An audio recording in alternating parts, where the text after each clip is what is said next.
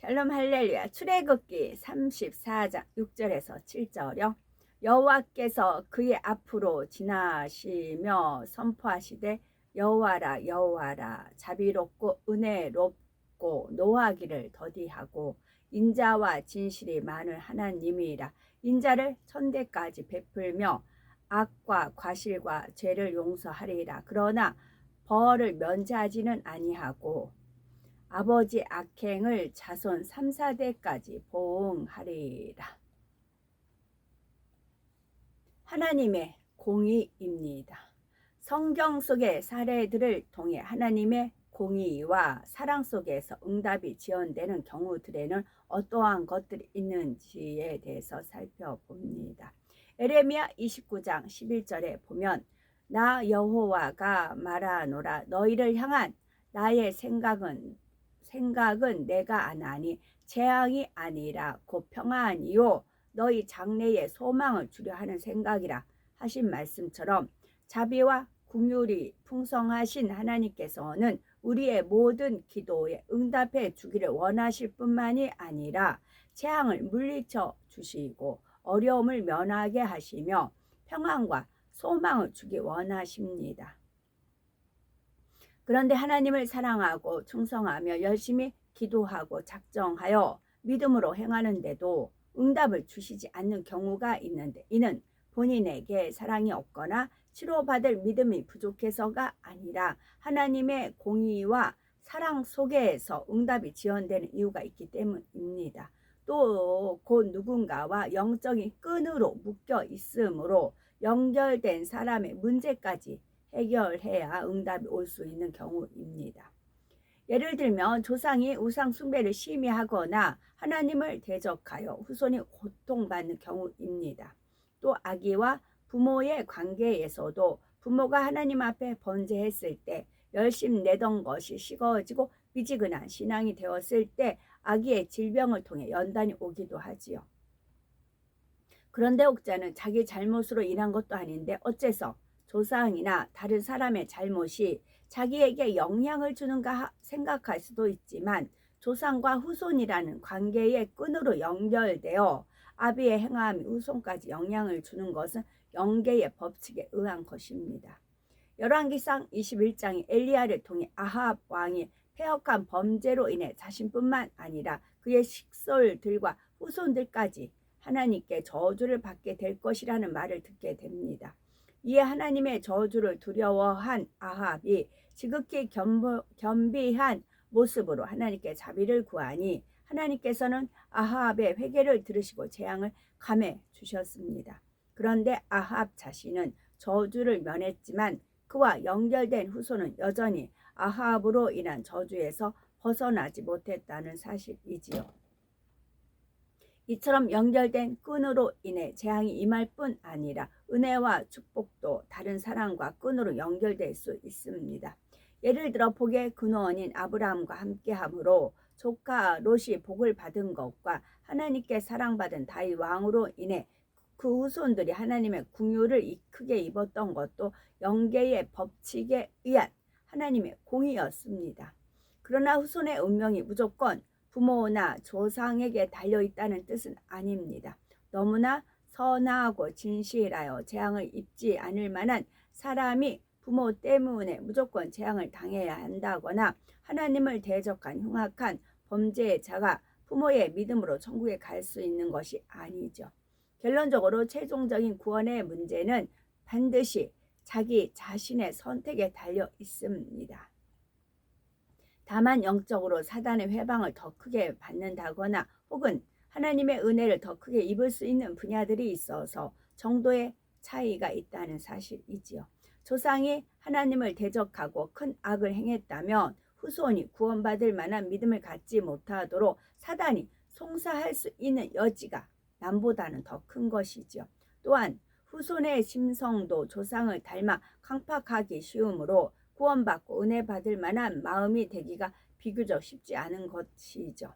반면에 하나님 앞에서 계명을 지키고 사랑스럽게 행한 사람들의 자손이라면 후손도 하나님의 은혜를 받을 수 있는 가능성이 큽니다. 만약 그 후손이 이 세상을 사랑하여 하나님을 멀리한다 해도 하나님께서 하나님을 사랑하는 부모를 생각하사 그 후손에게 돌이키고 구원받을 수 있도록 기회를 한 번이라도 더 주실 수 있다는 사실입니다. 예를 들어 다윗의 왕위를 물려받은 유다 왕들이 하나님께 심히 악을 행했을 때 하나님께서는 다윗을 생각하사 그들을 멸하시기까지 오래 참으셨습니다. 또한 다윗의 아들 솔로몬 왕이 하나님을 서운케 하여 나라가 갈라지게 되었을 때도 다윗을 생각하사 그에 대한 보응이 솔로몬 다음 시대로 미루어지는 것을 볼 수가 있지요. 또 아수르 왕의 군대가 예루살렘 성을 공격할 때 유다 왕 히스기야가 하나님께 부르짖었더니 하나님께서는 내가 나와 나의 종 다윗을 위하여 이 성을 보호하여 구원하리라 하셨습니다. 이처럼 후대의 왕들이 하나님의 앞에 은혜를 구할 때 다윗으로 인해 은혜의 기회가 더 쉽게 얻을 수 있었다는 사실로 보아 철저한 공의 가운데서 상벌이 주어지지만 어찌하든 사랑을 베푸시는 아버지 하나님의 마음을 느낄 수가 있는 것입니다. 그러나 중요한 것은 자기 자신입니다. 아무리 하나님께서 부모를 생각하사 자녀에게 은혜의 기회를 많이 주셔도 자녀가 그 기회를 잡지 않고 끝내 믿지 않는다면 당연히 구원을 받지 못하는 것이죠. 다윗을 생각하신 하나님께서 많은 긍휼을 베푸셨지만 끝내 하나님을 멀리한 유다의 왕들과 나라들이 멸망당할 수밖에 없었던 것처럼 말입니다. 영적인 저주의 끈으로 연결되어 있을 때 원수마귀 사단은 그것을 빌미로 끊임없이 송사를 합니다. 영적인 저주의 끈으로 연결되어 있을 때 원수마귀 사단은 그것을 빌미로 끊임없이 송사를 합니다. 그러면 공의의 하나님께서는 그 송사를 받아주실 수밖에 없지만 부지 중에 끈으로 연결되었다 해도 당사자가 하나님을 믿게 되고 공의의 법칙을 알게 되면 믿음과 사랑 가운데서 해결책을 찾을 수 있습니다. 영적인 저주의 끈으로 연결되어 있을 때 저는 제가 태어나서부터 이제 그걸 말씀을 드렸어요. 그래서 그 저주의 끈을 끊기 위해서 그렇게 기도를 하고 몸부림을 쳤어요. 그러자 이 원수마귀 사단이 어떻게 끊임없이 송사를 한다고 했죠. 저한테 두 자녀가 있어요. 두 자녀 모습 속에서 나의 친정 부모의 모습이 나오는 겁니다. 시대적은 제가 모르죠. 그거는 몰라요. 모르지만 일찍 뭐 그랬다고 하더라고요. 근데 두 자녀한테 나는 내가 기도를 해서 버리잖아요. 버리고 행하지 않잖아요. 근데 두 자녀한테 이게 나오더라고, 그 모습이. 그래서 이 두 자녀를 놓고 그런 모습을 놓고 계속 예수 그리스도 이름으로 명하노니 뭐뭐 하는 뭐 게으름이라든가 게으름이라고 할게요. 예수 그리스도 이름을 명하는 게으름을 가지고 오는 세력아 물러가라 물러가라. 성령의 불단과 천군 천사와 주님의 불꽃 같은 눈동자를 지켜보아여 주시옵소서 하면서 아이들 그 끈까지 끊는 그런 기도를 했어요. 그래서 아이들 중에서 나는 다 버렸다 할지라도 아이들 중에서 내가 그런 모습을 보일 수 있다라고 말씀드린 부분이 그래서 그래요. 나는 이제 행하지 않고 이제 그런 것이 올 때마다 기도를 하니까 물리쳐요. 근데 자녀들한테 그 모습이 보이더라고요. 그래서 그런 걸 놓고 이제 그렇게까지 기도를 한 거죠. 이제 부모의 저주꾼, 부모의 그런 것을 나한테 있으니까 그건 놓고 기도를 했습니다. 부모 것을 나한테 전달된 것까지 끊었습니다. 또 자녀가 있잖아요. 자녀 대에 이것이 이제 나는 건너뛰고 꽁충 그쪽으로 가더라고요. 3, 4대까지잖아요. 그래서 그걸 놓고 또 기도를 했어요. 이제 기도하고 깨어 있다 보니까 이제 그게 보이는 거지요. 진리와 비교했을 때 비진리의 모습이 자녀들한테 보이는 거죠. 그걸 놓고 이제 기도를 한 것입니다. 다음에는 또 무엇이 있냐면 형제지간에 나는 그런 모습을 기도해서 정화가 됐다고 하는데 형제가 있을 거 아니에요. 형제의 모습에서 내 자녀들이 그 형제의 모습을 닮을 수도 있어요. 이게 다 이렇게 연결이 되어 있기 때문에. 그러니까 이제 그럼 형제에 있는 나쁜 모습이 있죠. 도벽이라든가 그런 모습이 내 자녀한테 보이는 겁니다. 그럼 그걸 놓고 막 기도를 하는 거지요. 정말 제가 그 아들 종아리 얼마나 피멍이 질 때까지 때렸다 했잖아요. 그 도벽이 생길까봐 너무 싫어가지고 옥상까지 데리고 와가지고 때렸댔잖아요. 그게 너무 싫었어요. 이 끈을 끊어야 되니. 그러면서 몸부림치며 기도해. 감정이 들어가면 원수마귀 사단이 송사하는 거 알거든요. 제 감정이 조금만 들어가도 원수마귀 사단이 옳거니 하고 먹이거리 찾았다고 그거를 이제 송사할 거 제가 알거든요. 워낙 이제 저주꾼 끊으려고 기도를 해왔기 때문에. 그래서 감정 안 거고 체벌을 아끼면, 그리고 이제 매를 대면서 아이한테 미련함이 떠난다. 그런 말씀, 잠언 말씀이 있지요. 그런 말씀을 계속 속으로 내까리면서, 하나님 말씀을 내까리면서 아이를 뗐죠. 도벽 있을까봐 철저하게 때렸죠.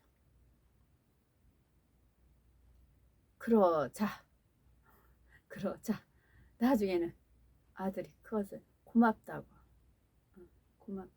인사를 하더라고요. 그걸 이제 가끔씩 얘기하면 이제 그러니까요. 그렇게까지 이게 눈에 보여요. 이 티가 이제 눈에 보입니다. 나는 이제 성결케 해요. 그럼 부모로부터 온 거 이제 끊어요. 그럼 자녀 연결돼요. 자녀한테도 그것까지 연결되면 형제들에도 있잖아요. 형제들 그것도 다 연결이 되어 있는 겁니다.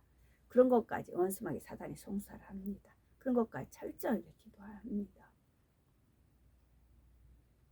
그래서 악은 모양이라도 버려라. 악은 모양이라도 버려라.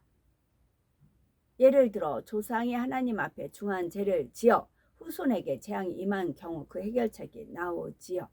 조상으로 인해 후손에게 저주가 임한 것이 영계의 법칙에 의한 공의인 것처럼 후손이 회개하여 죄의 담을 헐고 하나님을 사랑하며 계명을 지키면 저주가 풀어지는 것 또한 공의입니다. 저주가 풀어지는 것이요.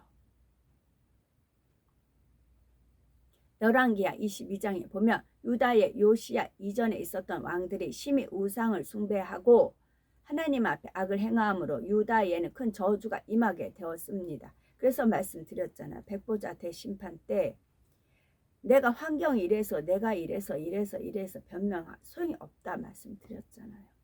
제가 지금 한참 만에 오랜만에 이 말씀 드리네요. 백보자 전에 그랬어요.